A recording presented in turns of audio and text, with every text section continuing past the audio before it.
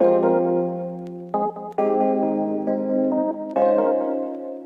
Friends, कैसे हैं आप सब? होप सो आप सब बहुत अच्छे होंगे। खूब अच्छे से रंगों से खेलिए। देखिए होली आ रही है, खूब अच्छे से होली मनाइए। अच्छा, होली से पहले हम एक दिन पहले होली जलाते हैं, तो उसकी बहुत प्राचीन कथाएं हैं जो मैं आज आपको सुनाने जा रही हूँ। लेकिन मेरी आप सभी से रिक्वेस्ट है कि सेफ होली खेलिए, लेकिन खेलें ज़रूर। सब बड़ों को टीका लगाएं, उनके चरणों में डालें, उनका आशीर्वाद लें और छोटों को प्यार से गाल पे हल्की सी थपकी के साथ रंग खेलें। और हमारे लड्डू गोपाल कृष्ण कान्हा जी के साथ तो रंग जरूर खेलिएगा, वरना देखिए मैं नाराज हो जाऊंगी।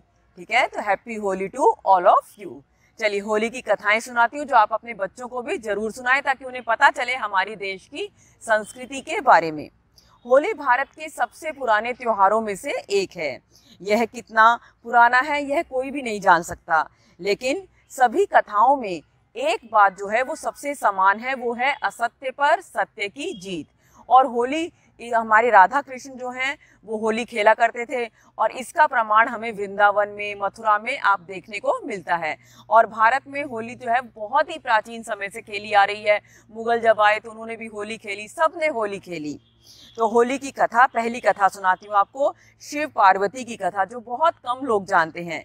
पार्वती हिमालय की पुत्री थी और वह शिव से विवाह करना चाहती थी। उनका विवाह भगवान शिव से हो जाए, इसलिए वो अपनी तपस्या में लीन थी। लेकिन इसके साथ साथ शिव जी भी अपनी तपस्या में लीन थे। कामदेव माँ पार्वती की मदद करना चाहते थे, इसके लिए उन्होंने शिव पर अपना पुष्प बाण चलाया, जिससे भगवान शिव की तपस्या भंग हो गई। शिव को बड़ा क्रोध आया और उन्होंने अपना तीसरा नेत्र खोल दिया। उनके क्रोध की ज्वाला में कामदेव का शरीर भस्म हो गया, और फिर शिव जी ने पार्वती को देखा और उन्हें पत्नी रूप में स्वीकार कर लिया। कामदेव के भस्म हो जाने से उनकी पत्नी रति रोने लगी और भगवान शिव से प्रार्थना करने लगी कि वो कामदेव को जीवित कर दें।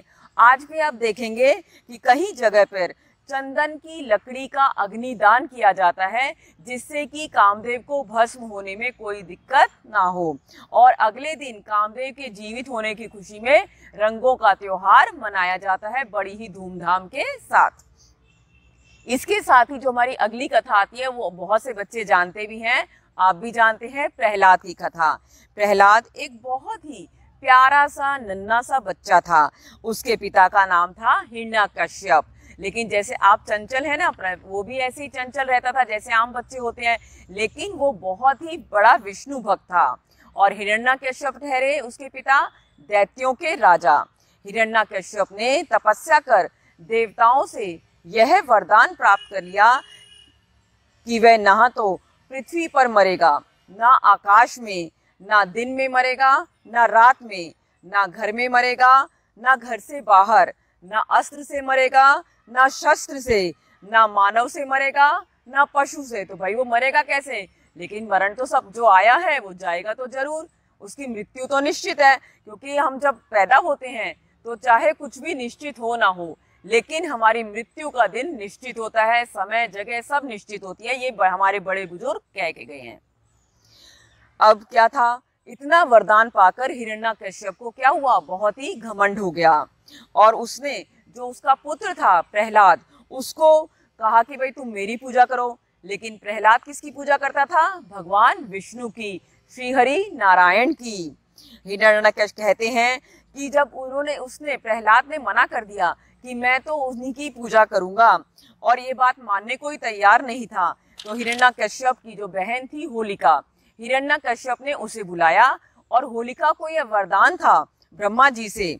ठीक है, मतलब जो होलिका है उसने भगवान शंकर से वरदान प्राप्त किया था, और उस वरदान में उनसे एक चादर मिली थी जिसे ओढ़ने पर अग्नि उसे जला नहीं सकती थी।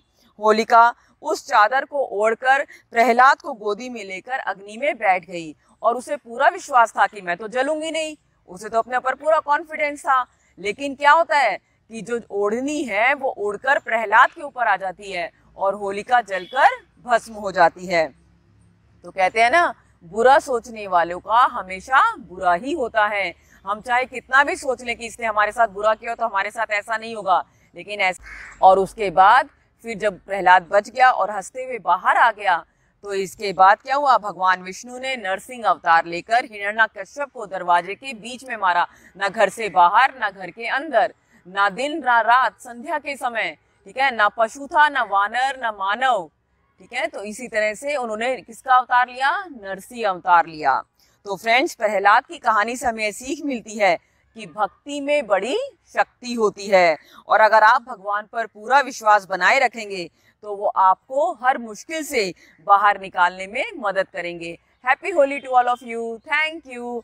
वीडियो अच्छी लगी हो तो इसे लाइक और सब्सक्राइब जरूर करें, और इसे व्हाट्सएप अपने सभी व्हाट्सएप ग्रुप में शेयर जरूर करें, जिससे हमारे बच्चों को हमारी संस्कृति के बारे में पता चले। Thank you.